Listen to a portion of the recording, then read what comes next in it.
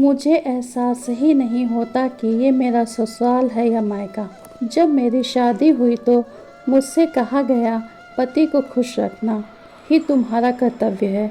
लेकिन जब शादी हुई तो पता चला कि एक लड़की की शादी सिर्फ एक लड़के से नहीं होती, बल्कि एक पूरे परिवार से होती है, जिसमें सास ससुर ननद देवर और सबसे अंत में पति आते हैं। अब जब मैंने महसूस किया तो डर गई कि अपने आप में मैं खुद को संभालती नहीं हूँ, 4-5 लोगों को कैसे संभालूंगी। जैसे तैसे मेरी शादी हुई और एक नए परिवार ने मुझे अपनाया। जिंदगी पूरी तरह बदल गई। एक ही रात में मैं घर की लड़की से किसी के घर की बहू बन गई। मैंने अपनी सहेलियों में देखा था कि शादी के तुरंत बाद ही उनका और उनके ससुराल वालों से झगड़ा होने लगा था। मैं कभी भी नहीं चाहती थी कि मेरे साथ भी ऐसा हो। शादी के कुछ दिन बाद सब ठीक चला, लेकिन कुछ समय बाद घर के लोगों की नज़र में मैं खटकने लगी।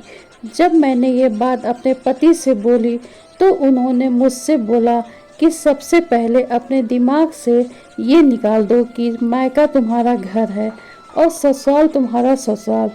असल में ये ही तुम्हारा घर है। जितना घुल के रहोगी और बाकी लोगों को समझने की कोशिश करोगी, तुम्हें उतनी आसानी होगी।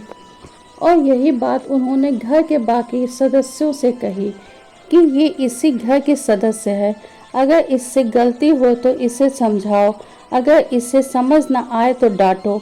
और मुझे भी बोला, अगर तुम गैर होती तो घर का कोई सदस्य तुम्हें डांटेगा या समझाएगा नहीं।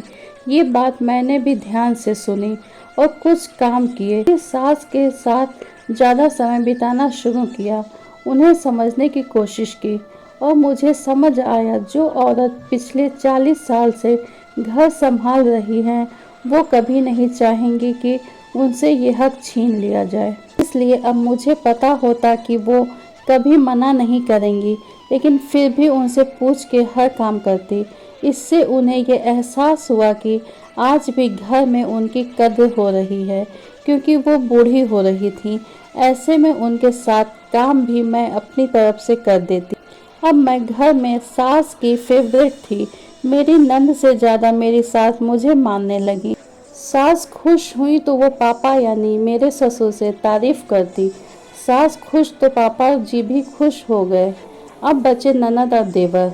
इनके लिए कुछ ज़्यादा नहीं करना पड़ा, बस जो इन्हें खाना हो वो बना दो, और अगर कभी मन ना करे तो मम्मी जी से बोल दो, फालतू खाने की डिमांड कर रहे।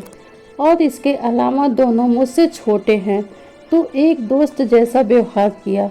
धीरे धीरे सब खुश हो गए और आज मेरी स्थिति है कि ना तो मुझे ये फील होता है कि ये मेरा ससुराल है और ना मेरे घर वालों को कि ये कहीं बाहर से आई है।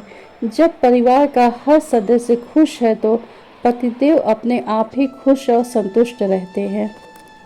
आजकल लड़कियां शादी करती हैं और शादी के कुछ दिन बाद ही परिवार से मनमुटाव होने लगता है।